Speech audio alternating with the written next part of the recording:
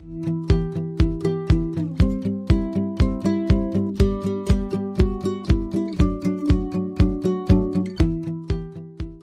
afternoon, everybody. Thank you so much for joining us today. We are really excited to bring you this topic, leading to your future for Texas Women's University. I'm Dr. Greg Shirley. I'm the Associate Director for Employee Relations, Technology, and Operations in the Career Connection Center at Texas Women's University. I've been here for about 1 year, and I'm excited to join you today. I'm joined by my esteemed colleague and right-hand person. I will let her introduce herself.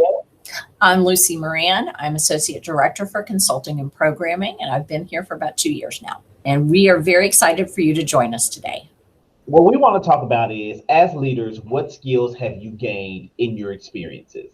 And being a student leader nowadays means so many different things. You're juggling a lot of different responsibilities, your leadership roles in your organizations. Some of you may be working a part-time job or a full-time job, or have additional responsibilities outside of your schoolwork. And so what I want you to do is I want you to think about how these skills are being obtained in your leadership role, but also what are some other things that you're doing to cultivate these skills and really fine tune them.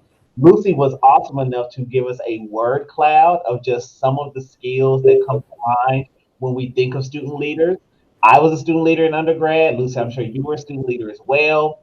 And I think it's safe to say that even to this day, we still use many, if not all, of these skills that you see here to varying degrees.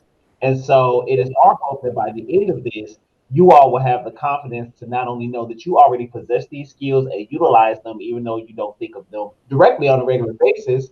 However, how do you articulate them in everything from a resume to a cover letter, in an interview, and even on your social media? So we're going to go into a couple of the different skills. What I will say is, if you have any questions about any of the things that you see here, or if you have any questions about anything else, definitely feel free to schedule a virtual meeting with your career consultant so they can go through these in more depth with you. And you can do that by visiting our website, or even accessing your handshake profile through Interview Connect and scheduling that appointment. So the first skill we want to look at is critical thinking and problem solving. You are always going to be faced with problems. You're always going to be faced with problems that are going to require critical thinking to solve those problems. The one thing that I would suggest is you never want to go into a situation and have a problem, but you don't come with an automatic solution. Does that mean that solution is going to be the solution that's utilized to solve that problem at that given time? Not always. However, that does not mean that your voice and your opinion does not matter in that situation. Unfortunately, you're going to probably encounter more problems than you want or anticipate during your student leadership years, but these will only serve to hone the skill for your future employment. The next one we have, I think, is very near and dear to my heart because I'm a big extrovert, I'm a big social person, and that's teamwork and collaboration. Now, this looks different since we've been dealing with the pandemic, and you all are now going into a year of student leadership that doesn't look like any year that you've had before. A lot of times, this teamwork and collaboration is done in person. Lucy and I can attest to this because now we see each other 1 day a week, but the majority of the time we're online. However, that has not stopped our teamwork and collaboration, not only between each other and with our other colleagues, but we've just learned different ways to adapt with that. And I think working through a team and working through that environment, this is going to be vital for you, regardless of the major you choose. You are always going to be working with other people. No person is an island. And you may be working independently in some cases, but you're not isolated. You're always going to be working with other people in some shape or form. Oral and written communication. Now, this is a skill perhaps that you all are utilizing in many different mediums and many different platforms that even Lucy and I did when we were student leaders. We didn't have the internet. You all are communicating via text message, via social media. So, as a leader, you want to make sure that your messaging is clear, it's concise. You don't want to have to repeat yourself a lot of times, and you don't want your audience or the team that you're leading to be confused by something that you have said or something that you have written. So you really want to take that time out to choose your words carefully and to choose the effectiveness of how you deliver what your message is going to be. Absolutely. Tone is very important and hard to convey in written communication. So you need to be extra careful. And this, again, is going to be something extremely important for your employers to know because you do this on a daily basis. Professionalism and work ethic. And so this is one of the competencies that's going to be really important and really vital because this is going to basically mean how do you show up in the spaces that you occupy? Is the personality that you're bringing and the professionalism that you have going to be conducive to the work environment that you're in? So you want to know what are the, proper topics, what's the proper dialogue of communication? What is the proper work attire? And that's changing particularly as we progress in professionalism and in your career, and also working in a COVID environment where a lot of us are at home. And so prior to that, professionalism in the workplace was me saying good morning to everybody when I walk into the office. Now it may be, am I going to make sure that my Zoom background is appropriate for the meeting that we have? And am I going to be in the proper attire? So you want to make sure that whatever environment you're in, you're picking up on those professional cues so that you show up effectively. And then there's leadership. And with leadership, the fact that you all are here, the fact that you all are listening to our conversation, the hope that you will follow up and see your career consultant to have these conversations after this presentation are all going to be important. The thing that I've learned is it's not always going to be about me leading from the front. Oftentimes, it's going to be about me supporting the individuals whom I am leading. It's going to be about me moving any obstacles or any barriers out of their way so that they can shine and they can be successful. Lead from where you're at. Sometimes it's going to be in the front. Sometimes it's going to be behind. Sometimes it's going to be right in the middle. But that doesn't make you any less effective of a leader. And you don't always have to have that leadership title to be a leader. Leadership comes in all shapes and forms and from all positions. You can still be a leader even if you're a member of an organization and not holding an executive position. So what do all these mean, Greg? These are all attributes that employers seek on a resume. A lot of employers were polled and they all said the same things.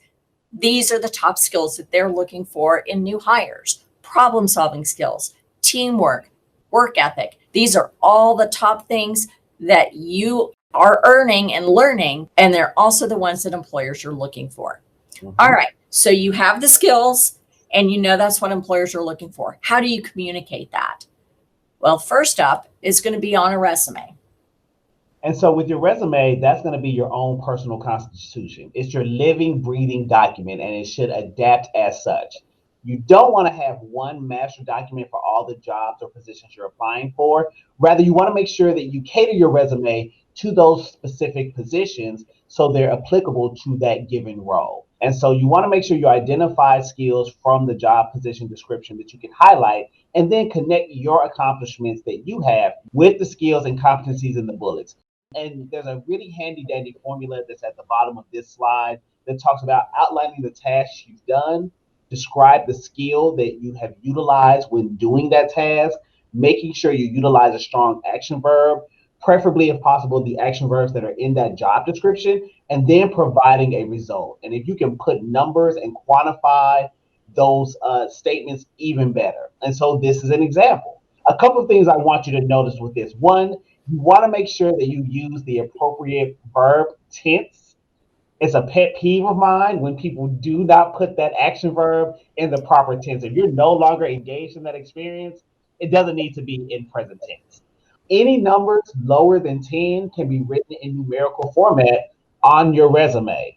Numbers jump out and they do a more effective job, in my opinion, of really conveying the level of responsibility that you are accustomed to. Now, you've gotten everything on your resume and it's time for an interview.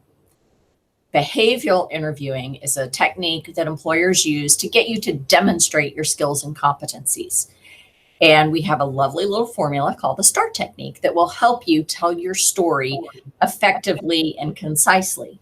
You're going to clearly take that question, outline the situation, the task that was before you, the action that you took, and the results of that action. And using that outline and framework, you're going to craft your answer and hopefully stay in a concise format and not ramble too much, because we do tend to do that in interviews.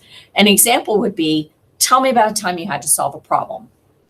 Well, when I was president of XYZ organization, I had a member that was violating our code of ethics. The blue, that is your situation. The task, I had to have a tough conversation with this person. The action, I clearly outlined the policy that was being violated and explained why we had the policy in place. I gave her a choice of remaining a member of the group and stop the behavior or to leave the organization.